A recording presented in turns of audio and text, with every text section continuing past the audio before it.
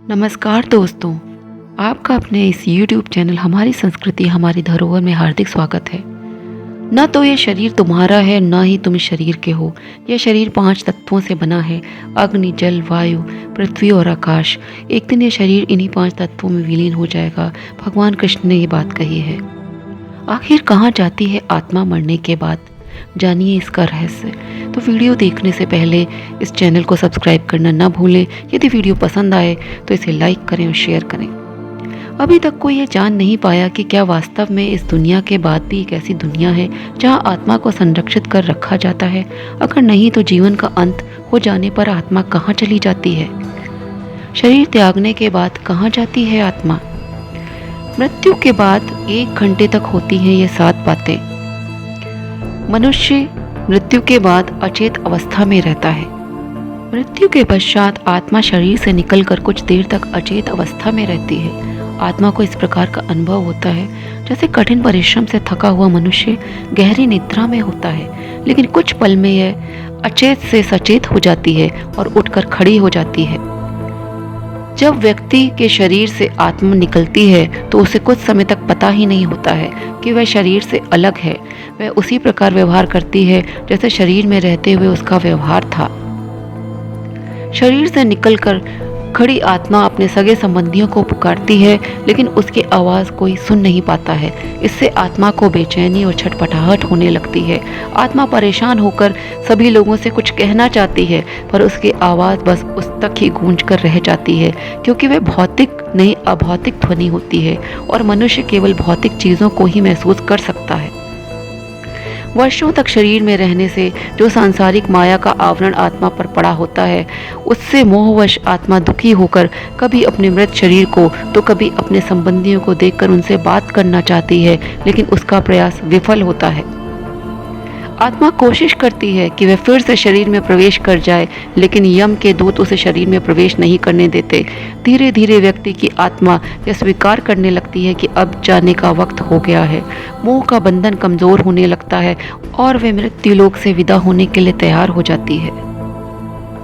शरीर के मृत हो जाने पर आत्मा अपने परिजनों को रोते बिलखते देखकर बहुत दुखी होती है और खुद भी दुख से व्याकुल होकर रोती है, लेकिन उसके वश में कुछ नहीं होता। वह लाचार होकर सब कुछ देखने और अपने जीवन काल में किए कर्मों को याद करके दुखी होती है।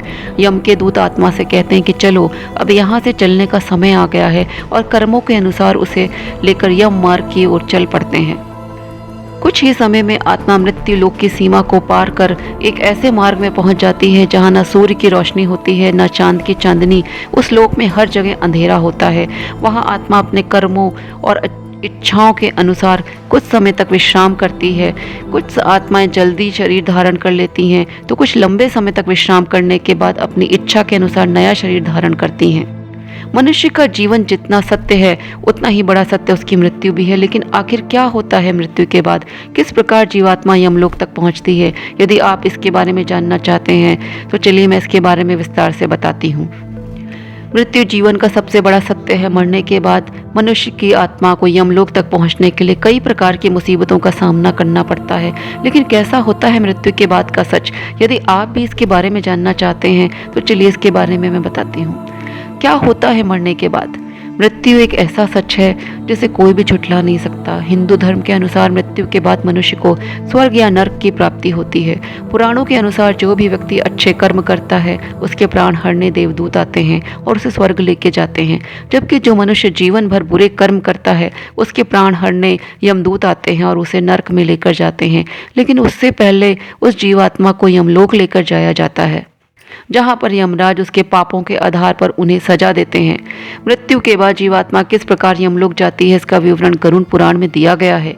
गरुड़ पुराण में यह भी बताया गया है कि किस प्रकार मनुष्य के प्राण निकलते हैं और किस प्रकार वे प्राण पिंड दान प्राप्त कर दूसरा रूप लेते हैं। माना जाता है कि जिस मनुष्य की मृत्यु होने वाली होती है वह बोलने की इच्छा होने पर भी बोल नहीं पाता। अंत समय में उसे दिव्य दृष्टि उत्पन्न होती है, जिसके बाद वह पूरे संसार को एक समान समझने लगता है। उसकी सभी इंद्रियां नष्ट हो जाती हैं और वह जड़ अवस्था में हो जाता है, यानी हिलने डुलने में असमर्थ हो जाता है। उसके बाद उसके मुंह से झाग निकलने लगता है और लार टपकने लगती है। पापी पुरुष के प्राण शरीर के निचले भाग से निकलते हैं। उस समय 2 यमदूत आते हैं और बड़े ही भयानक नेत्र वाले तथा 5 दंड को धारण किए हुए नग्न अवस्था में होते हैं। वे अपने दांत किटकिटाते हैं।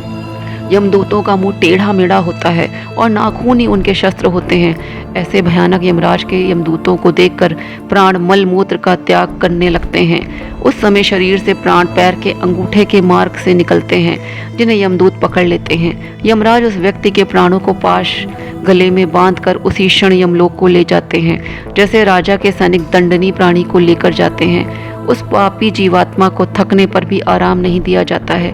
इतना ही नहीं, यमदूत उस पापी आत्मा को यमलोक की यातनाओं के बारे में भी बताते हैं, जिसके बाद वह पापी जीवात्मा अपने पापों के साथ यमलोक में प्रवेश करता है।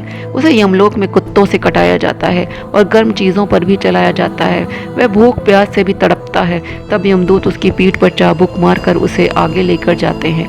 वह आत्मा अंधकार में मार्ग से यमलोक में प्रवेश करती है। गरुड़ पुराण के अनुसार यमलोक 99,000 योजन दूर है, जिसके बाद उसे भयानक नरक यातना दी जाती है। इससे वह जीवात्मा यम की यातना को देखकर यम से आज्ञा पाकर कुछ देर के लिए आकाश मार्ग से होती हुई अपने घर को आती है। घर पर आकर वह आत्मा फिर से अपने शरीर में जाने की कोशिश करती है, लेकिन वह आत्मा यमदूतों के पास से मुक्त नहीं हो पाती। उस जीवात्मा की पिंड दान से भी तृप्ति नहीं मिलती। इसके बाद वह फिर से यमलोक को जाता है। जिन लोगों के पुत्र आदि पिंडदान नहीं करते, वह आत्मा प्रेत योनि में चली जाती है। गरुड़ पुराण के अनुसार 10 दिनों तक पिंडदान अवश्य करना चाहिए। उस पिंडदान के प्रतिदिन 4 भाग हो जाते हैं। उसमें से 2 भाग पंच महाभूत की पुष्टि के लिए होते हैं, तीसरा भाग यमदूत का होता है और चौथा भाग प्रेत खाता है। 9वें दिन पिंडदान करने से प्रेत का शरीर बनता है। 10वें दिन पिंडदान करने से उस प्रेत को चलने की शक्ति प्राप्त होती है।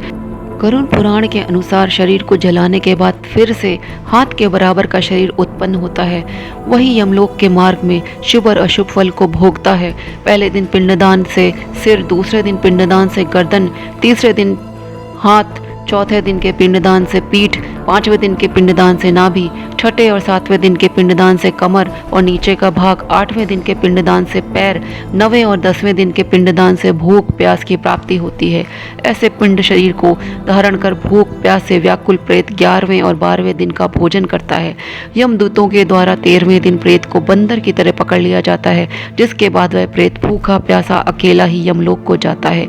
यमलोक का रास्ता 86,000 योजन है। उस मार्ग पर प्रेत प्रतिदिन 200 योजन चलता है।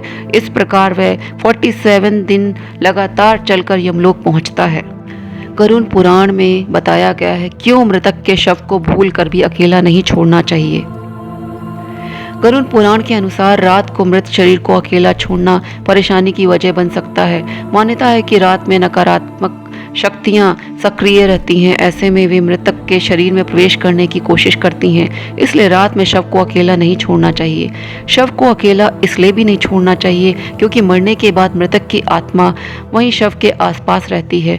ऐसे में जब वो अपने परिजनों को शव को अकेला छोड़ते देखती है तो उसे दुख होता है। शव को अकेला छोड़ देने से उसके आसपास कीड़े व अन्य जानवर आने लगते हैं। इनसे बचाने के लिए भी शव को कभी अकेला नहीं छोड़ना चाहिए। ये छोटे छोटे कीड़े शव को नुकसान पहुंचा सकते हैं। चौथी बात, कुछ लोग शव के अंगों या बालों का उपयोग तांत्रिक क्रियाओं में भी करते हैं, जिसकी वजह से मृतक की आत्मा को मोक्ष नहीं मिल पाता। इस कारण किसी न किसी व्यक्ति को शव के पास ही रहना चाहिए। 5वीं बात, यदि ज़्यादा देर तक शव रखा रहे तो शव से निकलने वाली गंध के चलते कई तरह के बैक्टीरिया पनपने लगते हैं और मक्खियाँ भी भिनभिनाने लगती हैं। इसलिए शव के आसपास बैठकर अगरबत्ती वगैरह जलाते रहना चाहिए। दाह संस्कार को कुछ समय के लिए टालने के 3 कारण हैं।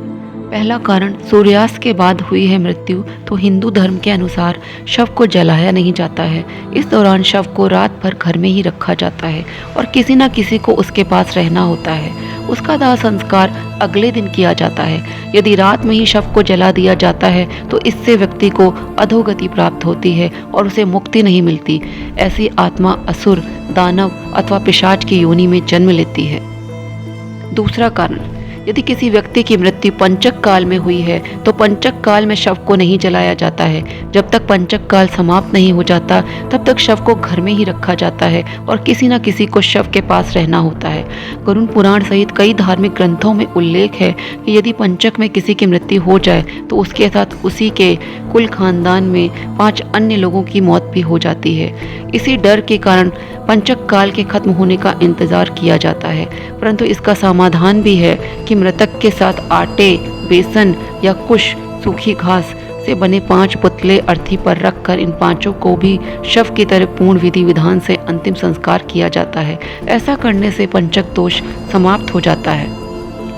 तीसरा कारण, यदि कोई व्यक्ति मर गया है परंतु उसका दाह संस्कार करने के लिए उसका पुत्र या पुत्री समीप नहीं है, कहीं दूर है, तो उनके आने का इंतजार किया जाता है। तब तक शव को घर में ही रखा जाता है और किसी न किसी को शव के पास रहना होता है। कहते हैं कि पुत्र या पुत्री के हाथों ही दाह संस्कार होने पर मृतक को शांति मिलती है, अन्यथा वह भटकता रहता है। हिंदू धर्म ग्रंथों की माने तो इंसान के जन्म लेने के मकसद को कभी नहीं भूलना चाहिए। आज हम जिस संसार के अंदर रह रहे हैं वह एक माया जाल है और यहाँ हम केवल कुछ समय के लिए ही आए हैं, अच्छे कर्म करने के लिए आए हैं, हमारा यह घर नहीं है। तो दोस्तों, इस वीडियो में दी गई जानकारी यदि आपको पसंद आई हो तो वीडियो को पसंद करें, लाइक करें और शेयर करें। जय श्री कृष्णा, जय श्री राधे।